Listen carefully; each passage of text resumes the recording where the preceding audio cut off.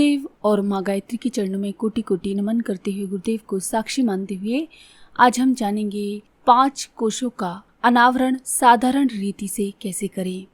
आत्मा के ऊपर 5 आवरण चढ़े हैं। फूलों में जिस प्रकार से रंग, आकृति, गंध, रस आदि समग्र रूप से समाहित होते हैं, उसी प्रकार से हमारी काया के ऊपर, हमारी आत्मा के ऊपर 5 कोशों का समग्र समावेश कहा जा सकता है। जैसे केले के तने की अथवा प्याज की परतों की तरह इन्हीं आवरणों से ढके हुए रहने के कारण आत्मा का प्रकाश पूर्णतः प्रस्फुटित नहीं हो पाता, दिख नहीं पाता।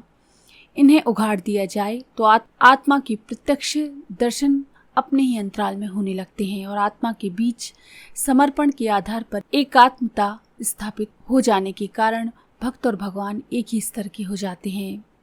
हमारे 5 कोश हैं: अन्नमय कोश, प्राणमय कोश, मनोमय कोश, विज्ञानमय कोश और आनंदमय कोश।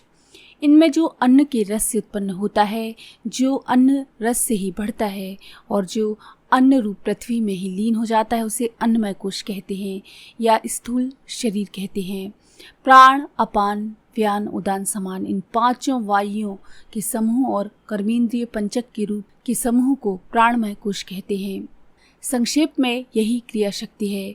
मनोमय कोश मनन और 5 ज्ञानेंद्रियों के समूह के मिलने से बनता है। इसे इच्छा शक्ति कह सकते हैं। बुद्धि और 5 ज्ञानेंद्रियों का समन्वय विज्ञानमय कोश है। ये ज्ञान शक्ति है। इसी प्रकार कारण रूप अविद्या में रहने वाला रज और तम से मलिन सत्व गुण के कारण मुदित वृत्ति वाला आनंदेच्छु कोश आनंदमय कोश है। इन 5 कोशों का संबंध समूची जीवन चेतना से है। उनका स्थान 6 चक्रों की तरह मेरुदंड मूलाधार सहस्त्र सार की परिधि तक सीमित नहीं है। वस्तुतः ये 5 कोश दिव्य शक्तियों के भंडार हैं। जिस प्रकार से पंचरत्न होते हैं, पंचदेव होते हैं, पंचगव्य होता है, वातावरण के 5 आयाम होते हैं, उसी प्रकार 5 कोशों की महत्ता समझी जानी चाहिए। इन्हें जागृत करने से साधक को उच्च स्तरीय तपश्चर्याएं करनी होती हैं। तपाने से मनुष्य कुछ से कुछ हो जाता है, पर सामान्य अर्थों में, सामान्य रूप से यदि हम उनका जागरण करना चाहते हैं इन कोशों का, तो हम इस तरह से कर सकते हैं। सीमित, संतुलित और सात्विक भोजन करना अन्नमय कोश की साधना कही जाती है। साहस, संकल्प, पराक्रम, अनुसंधान को कड़ाई से अपनाने पर प्राणमय कोश सधता रहता है। श्रेष्ठ ही देखने, खोजने और सोचने विचारने में श्रेष्ठ का ही चिंतन करना मनोमय कोश की साधना कह सकते हैं। इसी तरह संकीर्णता छोड़कर विशालता के साथ जुड़ जाने पर विज्ञानमय कोश सधता है और सादा जीवन, उच्च विचार की, बालकों जैसी निश्चलता की आदत डालने पर हार जीत में हंसते रहने वाले प्रज्ञावानों की तरह हर किसी अवसर पर आनंदित रहने पर आनंदमय कोश सज जाता है। ये सर्व साधारण की अतिशय सुगम पंचकोशी साधना हुई, पर उच्च स्तरीय पंचकोश साधना के लिए एकांत, मौन, स्वल्पाहार, संयम, लक्ष्य के प्रति तन्मयता जैसे अनुबंध अपनाने पड़ते हैं।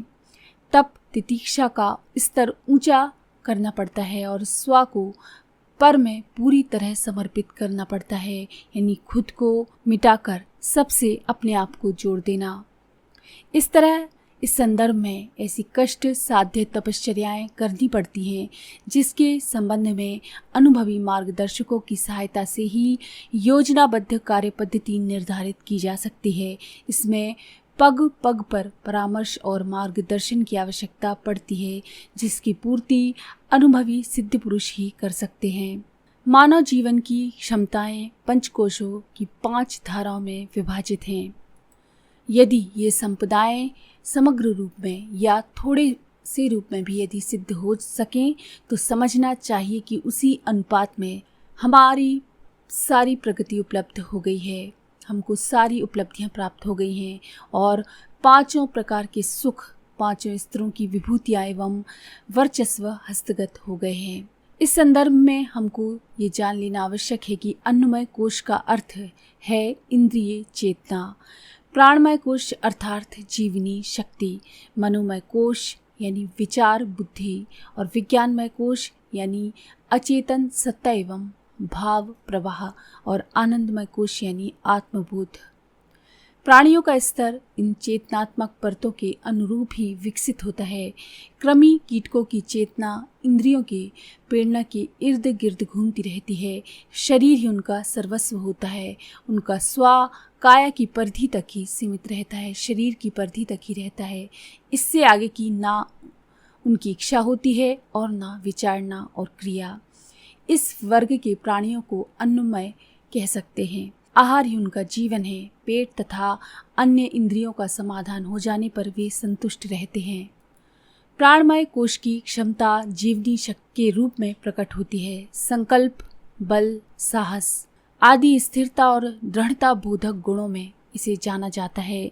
जिजीविषा के आधार पर ऐसे प्राण मनोबल का सहारा लेकर भी अभावों और कठिनाइयों से जूझते हुए जीवित रहते हैं, जबकि कृमि कीटक ऋतु प्रभाव जैसी प्रतिकूलताओं से प्रभावित होकर बिना संघर्ष किए प्राण त्याग देते हैं। सामान्य पशु पक्षी इसी स्तर के होते हैं, इसलिए साहसिकता के अनुरूप उन्हें प्राणी कहा जाता है। निजी उत्साह पराक्रम करने के अभ्यास को प्राण शक्ति कहते हैं। ये विशेषता होने के कारण कृमि कीटकों की तुलना में बड़े आकार के पुरुषार्थी जीव प्राणधारियों की संज्ञा में गिने जाते हैं। वैसे जीवन तो कृमि कीटकों में भी होता है, पर वे प्रकृति प्रेरणा की कठपुतली भर होते हैं। निजी संकल्प विकसित होने की स्थिति बनने पर प्राण तत्व का आभास मिलता है। यह कृमि कीटकों से ऊंची स्थिति है। मनोमय कोश मनोमय स्थिति विचारशील प्राणियों की होती है और ये और भी ऊंची स्थिति है। मननाथ मनुष्य है। मनुष्य नाम इसलिए पड़ा कि वह मनन कर सकता है। मनन अर्थात चिंतन। ये पशु पक्षियों से ऊंचा स्तर है। इस पर पहुंचे हुए जीव को मनुष्य संज्ञा में गिना जाता है। कल्पना करना, तर्क करना, विवेचना, दूरदर्शिता जैसी चिंतात्मक विशेषताओं के सहारे औचित्य अनौचित्य का अंतर करना, क्या सही है क्या गलत है, इसी के सहारे संभव होता है। स्थिति के साथ तालमेल बिठाने के लिए इच्छाओं पर अंकुश रख सकना इसी आधार पर संभव होता है। विज्ञानमय कोश इससे भी ऊंची स्थिति है। इसे भाव संवेदना का स्तर कह सकते हैं। दूसरों के सुख दुख में भागीदार बनने की सहानुभूति के आधार पर इसका परिचय प्राप्त किया जा सकता है। दयालु, उदार, सज्जन, सहृदय, संयमी, शालीन, परोपकार परायण व्यक्तियों का अंतराल ही विकसित होता है। इस विज्ञानमय कोश के कारण उत्कृष्ट दृष्टिकोण का होना, आदर्श क्रियाकलापों को अपनाने की महानता इसी क्षेत्र में विकसित होती है। महामानवों का यही स्तर समुन्नत रहता है। चेतना का यही परिष्कृत स्तर सुपर ईगो, उच्च अचेतन आदि नामों से जाना जाता है। इसकी गति सूक्ष्म जगत में होती है। वह ब्रह्मांडीय सूक्ष्म चेतना के साथ अपना संपर्क साध सकता है। अदृश्य आत्माओं के साथ अविज्ञात हलचलों और अपरिचित संभावना का आभास इसी स्थिति में मिलता है। आनंदमय कोश आत्मा की उस मूलभूत स्थिति की अनुभूति है जिसे आत्मा का वास्तविक स्वरूप कह सकते हैं। सामान्य जीवधारी यहाँ तक कि अधिकांश मनुष्य भी अपने आप को शरीर मात्र समझते हैं और उसी के सुख दुख में सफलता असफलता अनुभव करते रहते हैं। आकांक्षाएं, विचारणाएं एवं क्रियाएं इसी छोटे क्षेत्र तक सीमाबद्ध रहती हैं। यही भव बंधन है। इसी कुचक्र में जीव को विविध विधि त्रास सहने पड़ते हैं।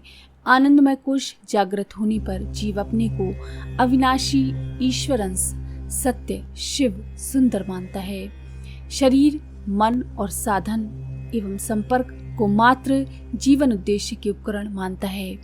यही स्थिति ही आत्मज्ञान कहलाती है। ये उपलब्ध होने पर मनुष्य हर घड़ी संतुष्ट एवं उल्लासित पाया जाता है। जीवन मंच पर वह अपना अभिनय करता है। उसकी संवेदनाएं, भक्ति योग, विचारणाएं, ज्ञान और क्रियाएं कर्मयोग जैसी उच्च स्तरीय बन जाती हैं। इस तरह से आप साधारण क्रियाकलाप करके भी इन 5 कोशों को जागृत कर सकते हैं। तो अगर आपको ये जानकारी पसंद आई तो प्लीज़ लाइक करें, शेयर करें, सब्सक्राइब करें मंत्र सिद्धि चैनल।